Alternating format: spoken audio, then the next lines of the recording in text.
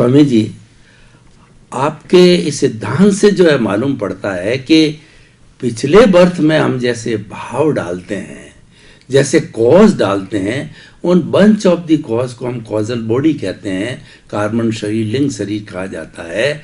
और वो नए बर्थ के अंदर जो है वो द्रव्य कर्म बन जाते हैं, उसका भुगतान इस शरीर के माध्यम से होता है। ये शरीर है पूर्व जन्म के कर्मों के भुगतान के लिए हुआ है।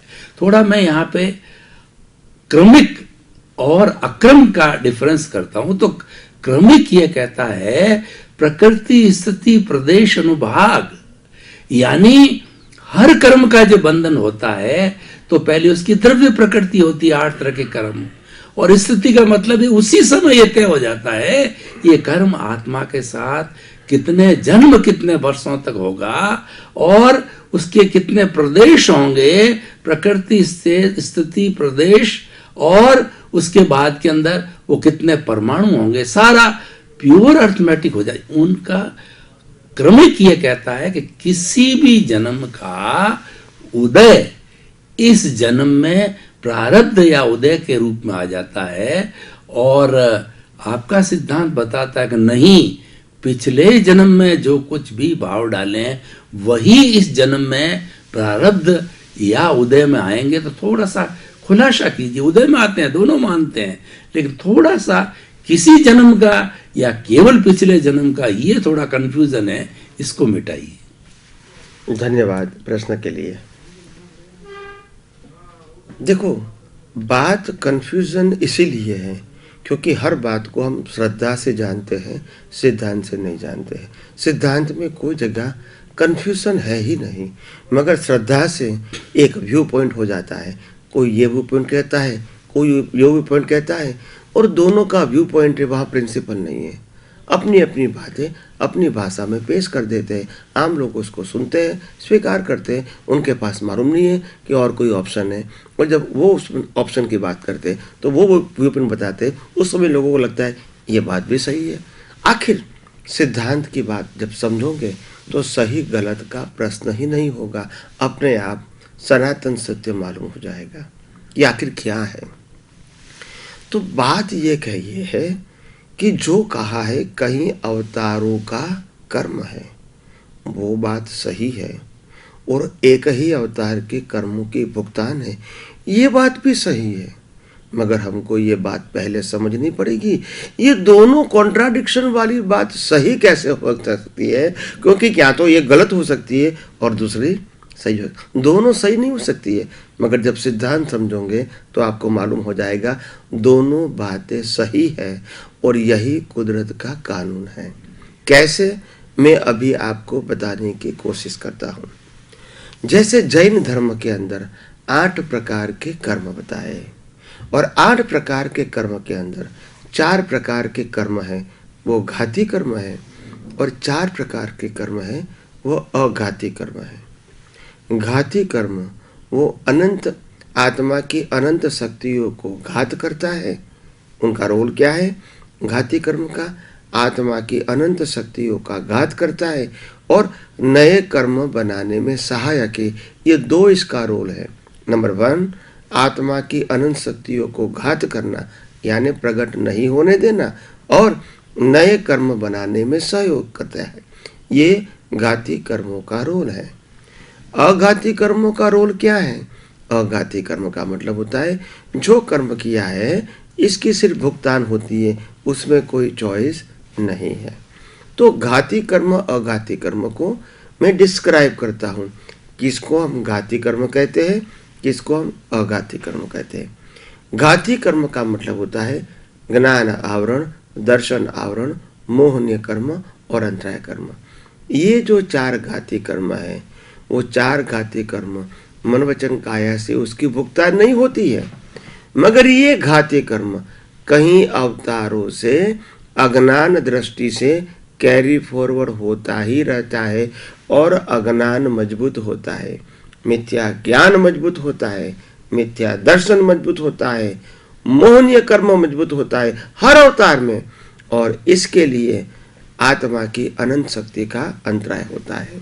तो ज्ञान आवरण, दर्शन आवरण, मोहनीय कर्म, ये तीनों कर्म कई अवतारों से है और हर अवतार में वो वर्धमान होते हैं, गाढ़ होते हैं, अवगाढ़ होते हैं और इसीलिए आत्मा की अनंत शक्ति होते हुए भी अंतराय होते हैं और अंतराय बढ़ते रहते हैं। तो ये घाती कर्म कई अवतारों के हैं, मगर वो घाती कर्म को मन वचन काया के भुगतान के साथ कोई संबंध नहीं है। तो मन वचन काया के भुगतान के लिए कौन से कर्म है? वो अघाती कर्म है। जो घाती कर्म के माध्यम से नए कर्मचार्य होता है वो कर्म 4 प्रकार के हैं। अघाती कर्म 4 प्रकार के हैं और चार्य किया हुआ कर्म भी 4 प्रकार के हैं। नाम कर्म, गोत्र कर्म, वेदनीय कर्म और आयुष्य कर्म, ये 4 प्रकार के कर्म अघाती कर्म से बने हुए हैं और नेक्स्ट बर्थ में हम इसकी भुगतान करते हैं, नाम के रूप में, गोत्र के रूप में, वेदनीय कर्म के रूप में और आयुष्य कर्म के रूप में। तो ये 4 कर्म तो एक ही बर्थ के हैं, अभी पिछले अवतार में बने, ये अवतार में खत्म हो गए। मगर जो घाती कर्म है वो बर्थ टू बर्थ कैरी प्रो होते हैं और पक्का होता है और वो अज्ञान से बना हुआ है चारों कर्म। और अघाती कर्म है वो अज्ञान से बना हुआ कर्म से बना है, जिसकी भुगतान हमको ये अवतार में बनाते हैं तो नेक्स्ट बर्थ में हो जाती है, फिर नेक्स्ट बर्थ में नए बनेंगे, फिर नेक्स्ट बर्थ में रिजल्ट हो जाएगा। तो अघाती कर्म जो है वो बर्थ टू बर्थ जाता है और घाती कर्म है carry forward from one senses, व्यवहार राशि से उसकी उत्पत्ति हुई है। और जहां तक मिथ्या ज्ञान, मिथ्या दर्शन, मोहनी कर्म हमारे पास जीवित है वहां तक इसका अस्तित्व रहेगा और कैरी फॉरवर्ड होगा। मगर जब हमारे पास सम्यक ज्ञान, सम्यक दर्शन और सम्यक चारित्र आएगा तब ये तीनों कर्म खत्म हो जाएंगे और जो आत्मा की अनंत शक्ति जो है, आवृत है, जिसका अनुभव हम करना चाहते हैं मगर नहीं होता था, तो ये मिथ्या ज्ञान, मिथ्या दर्शन, मोहनी कर्म खत्म होने से सम्यक ज्ञान, सम्यक दर्शन और सम्यक चारित्र की सहायता से हम खुद की ही अनंत शक्ति का अनुभव शाश्वत समय के लिए कर सकते हैं। और वो अनुभव मन वचन काया के साथ ही करते हैं, क्योंकि मन वचन काया जो कर्म भुगतान करते हैं वो तो अघाती कर्म है। नाम कर्म, गोत्र कर्म, वेदनीय कर्म, आयुष्य कर्म, इसको आत्मा की अनंत शक्ति से कोई मतलब नहीं है, ये तो सफरिंग के कर्म है। इसको ये आत्मा की अनंत शक्ति पर आवरण नहीं डाल सकते, मगर ये भुगतान करने का कर्म है तो भुगतान तो करना ही पड़ेगा। मगर एक बात ध्यान से सुनो कि केवल ज्ञान होने के बावजूद भी ये चारों प्रकार के जो कर्म है, ज्ञान, आवरण, नाम कर्म, गोत्र कर्म, वेदनीय कर्म, आयुष्य कर्म, ये चारों प्रकार के कर्म तो केवल ज्ञान के बाद भी होता है, तभी तो आयुष्य है। तो इसीलिए ये अघाती कर्म केवल ज्ञान के लिए, मुक्ति के लिए, सनातन सुख की अनुभूति के लिए बाधक नहीं है, सिर्फ भुगतान करने के लिए है। तो ये बातें बिल्कुल ध्यान से समझने की कोशिश कीजिए कि हमको अगर मुक्ति के मार्ग पे आके जाना है तो घाती कर्मों को समझना पड़ेगा, इसको क्षय करना पड़ेगा। और ये सिर्फ दृष्टि का सब्जेक्ट है, मन वचन काया की क्रिया का सब्जेक्ट नहीं है।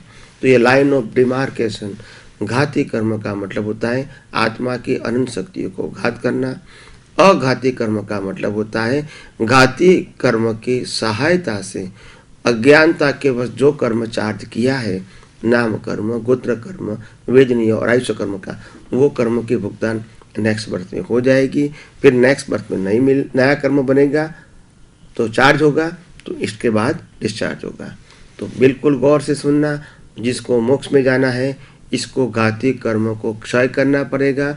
और घाती कर्म को क्षय करने के लिए मन वचन काया की कोई क्रिया की आवश्यकता नहीं है, मगर मिथ्या ज्ञान, मिथ्या दर्शन मिटाने के लिए सम्यक ज्ञान, सम्यक दर्शन और सम्यक चारित्र चाहिए जो निर्मोही है।